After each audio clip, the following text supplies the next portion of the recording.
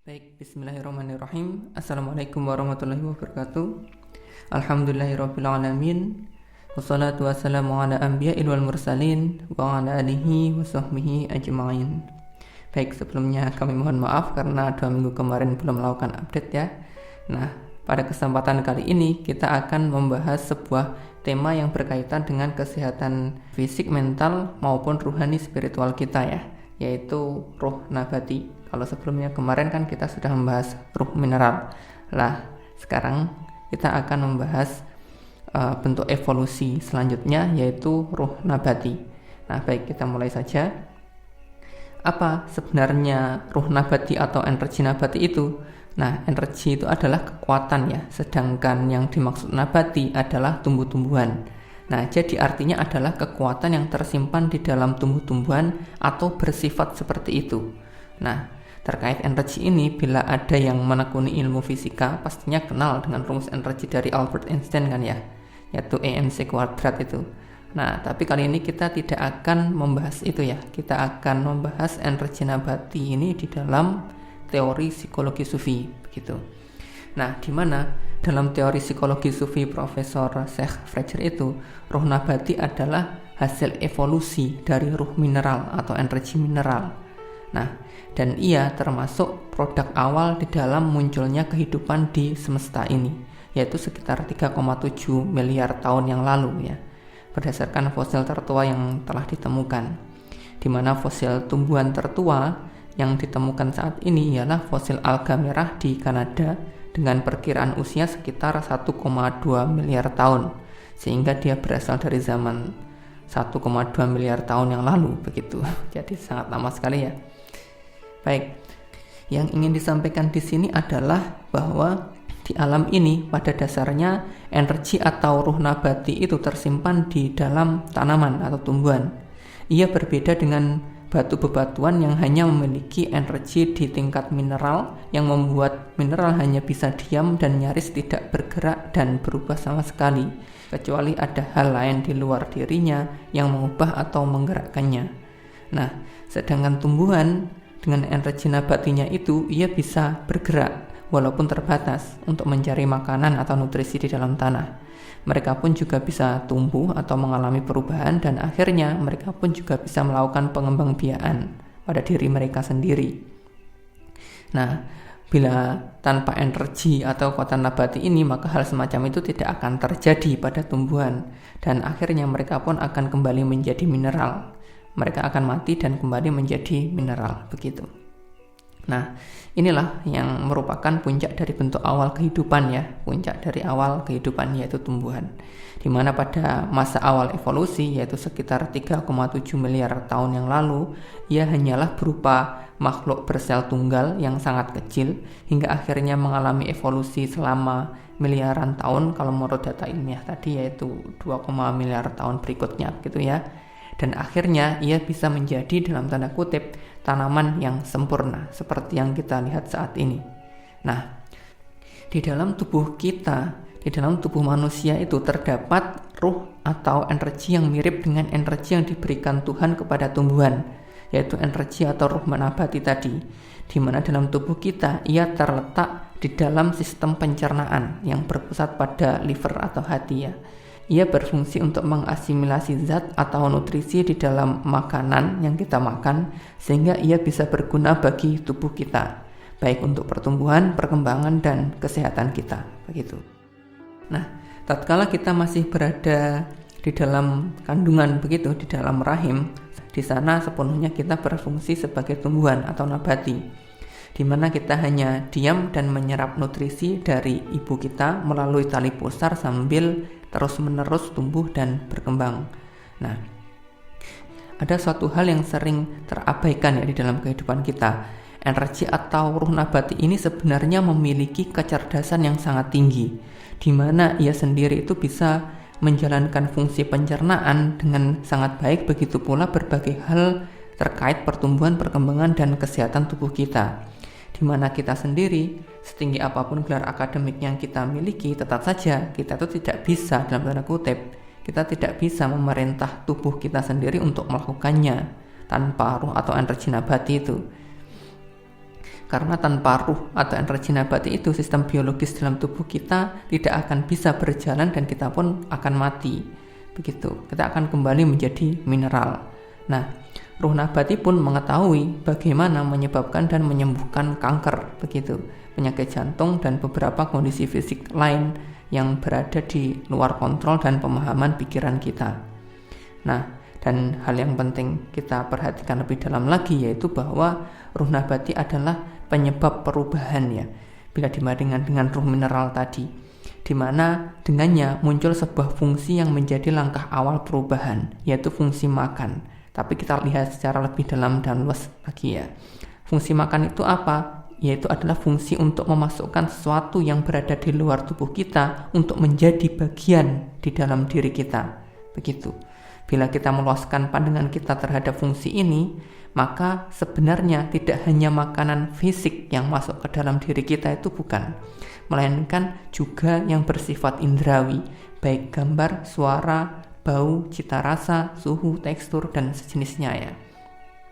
Nah, hingga kita pun bisa bertanya sebenarnya, apa saja sebenarnya makanan yang masuk ke dalam otak kita itu? Nah, kita perlu menanyakan itu sebenarnya. Begitu pula hati spiritual kita, jiwa dan ruh kita. Nah, karena hal ini sangatlah penting untuk diperhatikan. Makanan apa yang masuk ke dalam otak kita, yang masuk ke hati spiritual kita, yang masuk ke jiwa kita, maupun ruh kita, begitu. Nah, mengapa kita perlu memperhatikan hal semacam itu? Nah, demikian analoginya. Bila tubuh kita kekurangan vitamin atau mineral ya, maka kita pun secara perlahan akan semakin lemah, bahkan bisa mengalami sakit. Begitu pula hati, jiwa, dan ruh kita. Apabila mereka tidak mendapatkan nutrisi atau gizi yang cukup dan menyehatkan, mereka pun bisa semakin lemah bahkan sakit. Dan sayangnya jarang di antara kita memperhatikan hal tersebut, sehingga kondisi spiritual kita pun umumnya menjadi rusak atau sakit karena berbagai makanan yang kurang sehat dan kurangnya perhatian dan perawatan terhadapnya, begitu. Nah, kita pun tidak bisa langsung menyadari kondisi kekurangan yang ada pada diri kita, melainkan yang bisa kita sadari adalah efeknya atau dampak yang ditimbulkannya lah yang memberitahu kita. Nah, pada kasus tubuh kita, mungkin bisa saja tiba-tiba perut kita terasa sakit, semacam itu. Badan kita terasa lemas, kita pun juga bisa mengalami demam, selera makan turun, dan sejenisnya. Sedangkan pada kasus rohani kita, bisa saja tanpa sadar kualitas kepercayaan kita kepada Tuhan pun menjadi turun, begitu. Tidak ada perasaan cinta kepadanya, ibadah terasa melelahkan, hingga motivasi beribadah pun menurun, mudah mengalami stres, frustasi, maupun depresi. Nah, kita pun juga mudah memandang rendah orang lain, begitu. Merasa iri, dengki, kemudian tiba-tiba pun bisa muncul niat buruk terhadap orang lain, pikiran buruk, hingga ucapan dan tindakan buruk dan sejenisnya, begitu ya. Semua itu karena kita kurang menjaga kesehatan badan maupun rohani kita, begitu sebenarnya. Namun kalau dibandingkan dari kesehatan fisik dan rohani tadi, kelihatannya kalau yang rohani lebih sering tidak tersadari, begitu ya. Nah, kita lanjutkan saja. Sebagaimana ruh mineral kemarin yang memiliki potensi untuk menjadi tidak seimbang, ruh nabati pun juga memiliki potensi semacam itu. Adapun ketidakseimbangan ruh nabati itu adalah ia bisa menimbulkan beberapa hal seperti kemalasan, aktivitas berlebih atau hiperaktif, dan kekurangan gizi pada diri kita. Nah, pada dasarnya seperti itu. Di mana dalam kondisi seimbangnya, maka ia bisa membuat organ biologis kita menyerap nutrisi dari makanan, menunjang penyembuhan dan kesehatan.